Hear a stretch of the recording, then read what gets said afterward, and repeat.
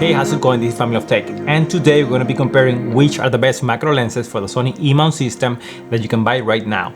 Over the last couple of years, I have myself used many different macro lenses, and the ones that I'm going to be discussing today, I think are the best when it comes to price and usability.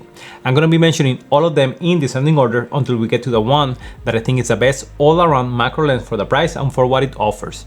This is not going to be a full review of each individual lens, but just enough to give you an idea of what the lens is capable of. As always, all the links will be in the description below if you want to try out any of these lenses. So let's not waste any more time, subscribe if you want to see more camera, filmmaking and drone videos, and let's get on with the video.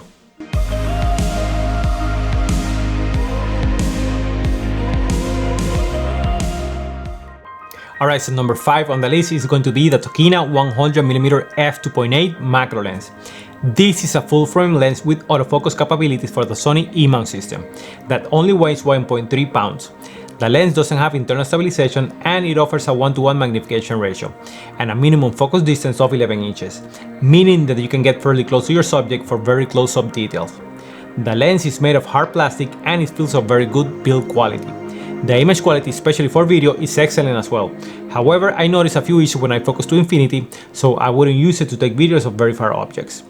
If you want to buy this lens as of right now, it only costs $499, which is a very good price for a specialty lens like this one. The reason this lens is at number 5 is because of quality control issues. A few weeks after getting this lens, the autofocus system started acting up and the lens wouldn't retract back to its original position. So I had to return it, and that's why it comes at number 5. But if you get a good copy of the lens, I think it's an excellent option, especially for the price. At number 4 on the list, we have the Sony 30mm f3.5 macro lens. This little guy right here weighs only 4.9 ounces, so extremely light in weight. It actually is designed for APS-C cameras, but you can use it if you set your A7 cameras to a crop sensor mode. As a matter of fact, this lens I use it all the time with my A7 III, especially for the beauty shots on my videos, as you can see here. This lens doesn't have image stabilization and it also offers a 1:1 magnification ratio with a minimum focus distance of 3.7 inches. So in terms of which lens can get closer to your subject, this is definitely the winner. What I love about this Sony lens is how light and compact it is, so it's super useful for product photography and for close-up focusing video. As a matter of fact, all the B-roll that you're seeing on this video was shot using this lens. At a very close number 3, we had the Venus Optics Laowa 100mm f2.8 macro lens.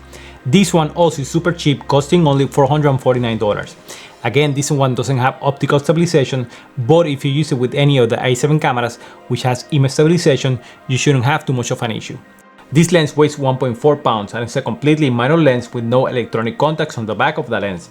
What's special about this lens is that it's the only lens on the list that offers a 2:1 magnification ratio, which is going to be awesome for extreme close-up of photos and videos, as you can see here.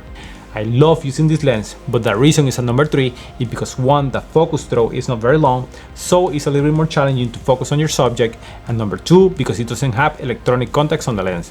So it doesn't give you any information like the aperture, or it doesn't communicate with your camera to give you any EXIF data of your photos. But overall, because of the 2:1 magnification ratio, this is definitely a great lens to try. Number 2 on the list, we actually have 2 full frame lenses, and they are the Voigtlander 110 and the Voigtlander 65mm macro lens. These are 2 amazing manual focal lenses that I love taking pictures and video with them. They are a little bit heavy, coming around 1.4 pounds and 1.7 pounds, but the colors and the contrast coming out of these 2 lenses is just amazing. People that have used these 2 lenses in the past, most of them they fall in love with them right away. They are a little bit more pricey than the competition, coming at $999 and $949 right now on sale on Amazon. They don't have optical stabilization, but if they did, they'd probably be number 1 on the list. And finally, number 1 on the list is of course the Sony 90mm macro lens. This one has it all. It's a native lens with autofocus capabilities, it has optical stabilization, has electronic contacts on the back of the lens, which will give you the EXIF data. The build quality is excellent, it's made out of metal. You can even change within the lens itself, either to use a manual focus or the autofocus, and it has amazing sharpness corner to corner. It's actually considered one of the best 10 lenses ever made by DxOMark. So if you're in the market for a macro lens that can be used for photos, videos and portraits, and anything in between, this is probably one of the lenses to consider.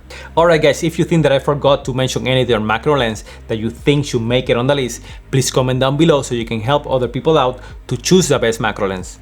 Alright guys, that's it for today. Don't forget to subscribe for more camera, filmmaking and drone videos. See you on the next one.